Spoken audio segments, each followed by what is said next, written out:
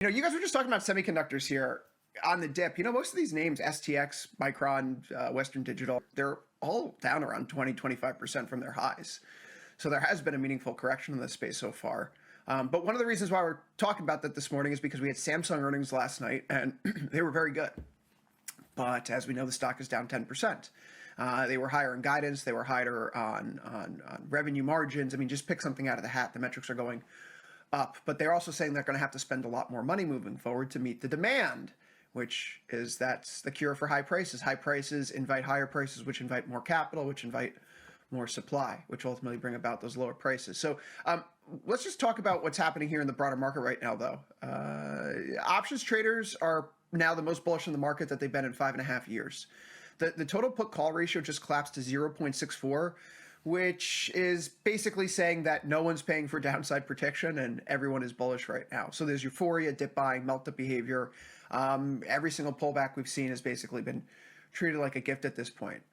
So we've been talking about perhaps the Trump trade for a few weeks here. And why am I bringing this up right now? Trump mentioned Dell again yesterday.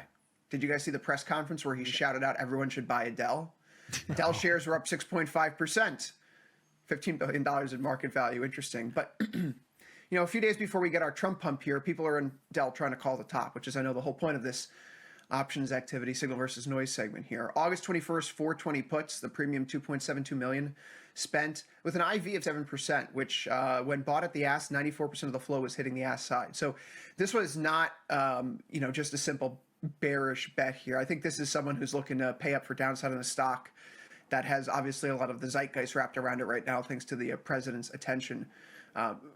We have another AMD trade here, June 30th tape showing 3.77 million in AMD July 2nd, 557.5 puts with IV at 86% and 75% of the trade hitting the tape. So while AMD had ripped back to all-time highs yesterday, we know that it's been sagging back with the rest of the space here today. We know that the company joined the Trump accounts, matching the $1,000 contribution for employees' kids. And which, by the way, can I take an aside here? If you have a young child who's eligible for the Trump accounts, you're out of your mind if you're not doing it, given how much money you can contribute and how it gets converted into IRA, Roth IRA conversion applicable at 18. If you track the index for the next 60 years, your kids are basically going to have their retirement taken care of. So as an aside, definitely save and invest. I take a step back here, though. We're starting to see this unusual options activity right now in the tape, Jamal. Whether or not it's tied to any of the earnings, whether or not it's tied to any of what Trump is saying is another story here. I'm going to take a step back and say these are small potatoes. These aren't the kind of numbers that we've seen in major trades in the past when Intel had that $240 million call buy a few weeks back. And those calls are actually doing fairly well right now. Mm-hmm. These are people who are basically placing a short-term directional bet, looking for a very specific outcome after we've seen this correction in some of the chip stocks. So yeah, it doesn't feel like that the chip stocks are down big because of the run that they've been on over the course of this year. But you know, in technicians' terms, they are in bear markets right now, having collapsed more than 20% from their highs. I mean, again, these are mostly at the closer to the ask, which tells you that the aggressive trader is the one who's buying. Obviously, there's a buyer and a seller, but the aggressive trader is closer to the ask.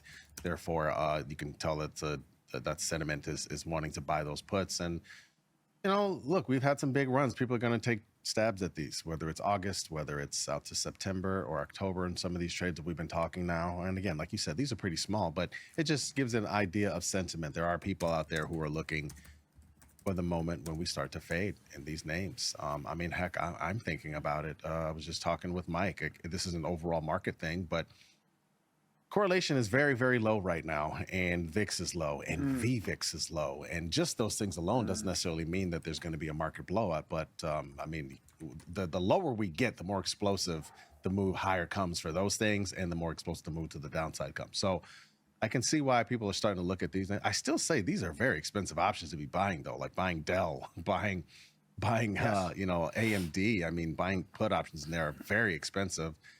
There's better ways to do this, I think. But you know, if you got deep pockets, who cares? Could I? That's fair.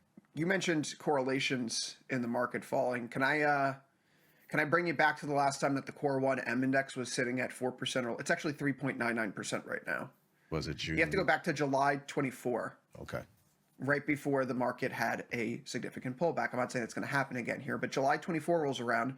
From that mid-July high to the August 5th trough when we had the yen carry trade blow up. Oh, last year? 2 years ago, two summers ago. Nasdaq goes 15% down from its high in the span of like 2.5 weeks. So I'm not saying that's going to happen again, but if you start to see a little bearish price action gain traction here, I'm bleeding bullish, to be clear. No doubt, but that's why you buy those puts. This is one of those environments where if something bad happens, it could cascade very quickly. Yes, for sure. Because we always talk about how crowded this trade is. That's always the concern. I'm bullish too. Hell, if we had that move today, that's going to be ugly for my book. I can tell you right now. But that's why we think about how crowded this trade is, because if we do have those days, it could be ugly. But I also hope, and I've seen so far a lot of times when we have the pullback in the chips, it's flowed into consumer staples. So hopefully that's the way it plays out.